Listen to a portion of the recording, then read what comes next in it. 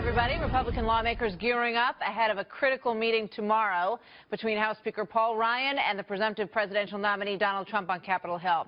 I'm Martha McCallum in for Gretchen today, and this is the real story.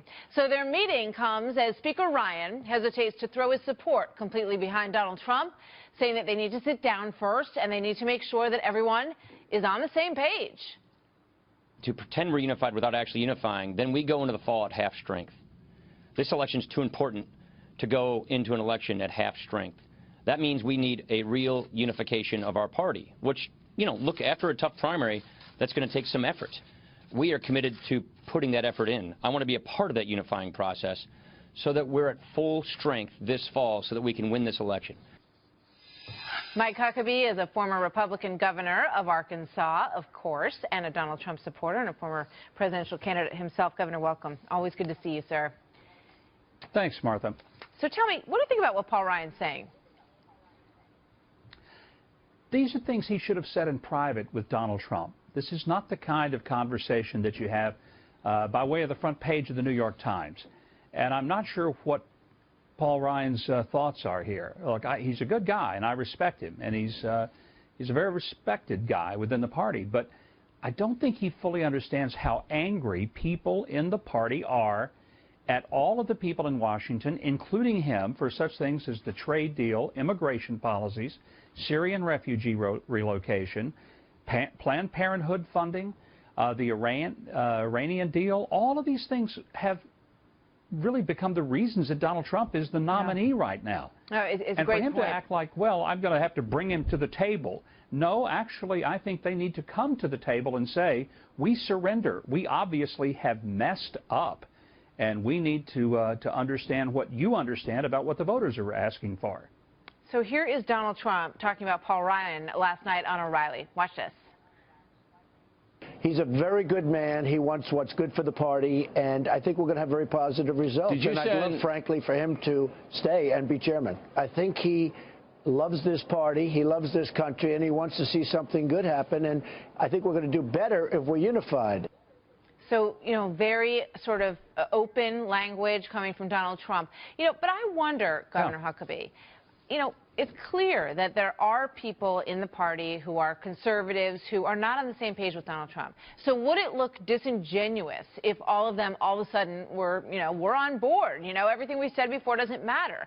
I wonder if the kind of unity that Paul Ryan is looking for is one that will be better when they sit down together and they come out and say, you know what, we don't agree on everything. Here are the things we do agree on.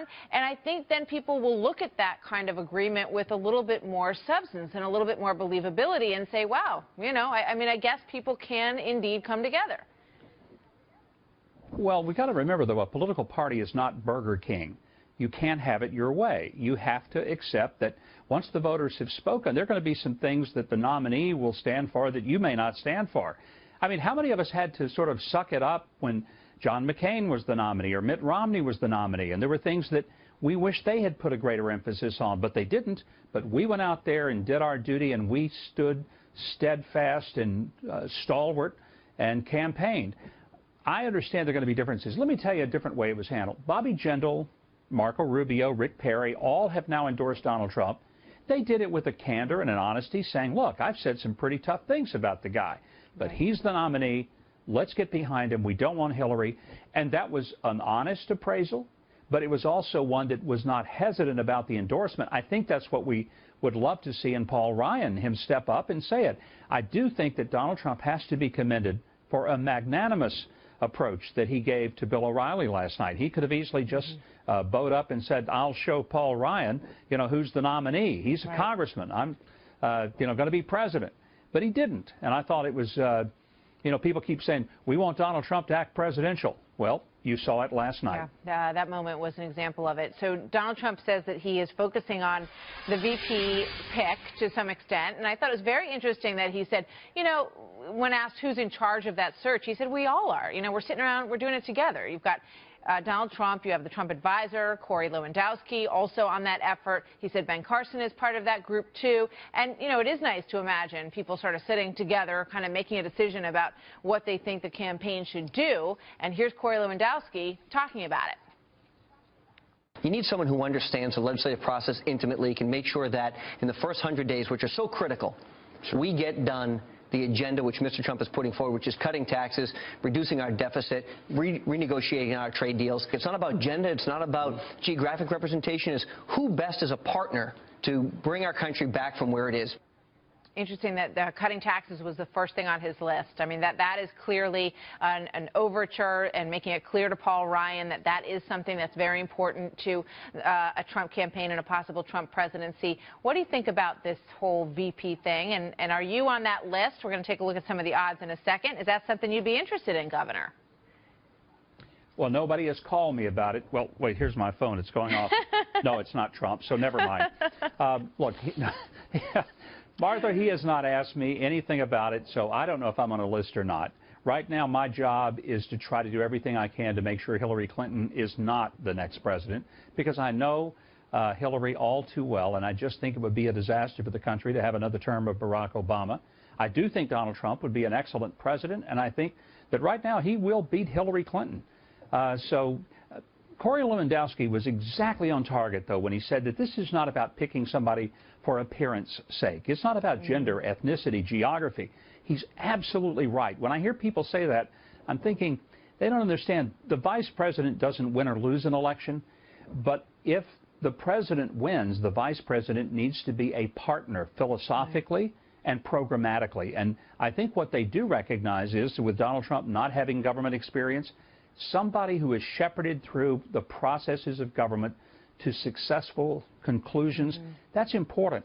Someone who shares the ideology, maybe not every part of it, that'll be hard to find, but somebody who is ready to be a partner and an advocate for Donald Trump's platform. That's what's critical. Yeah, I mean, he's going to have so much follow-through to do if he wins this election that he's going to need somebody who can help him get that stuff through, because he's made a lot of promises, and these people will be sorely disappointed if they don't see it through. Take a look at this, just for fun. Election betting odds on Trump and the VP pick.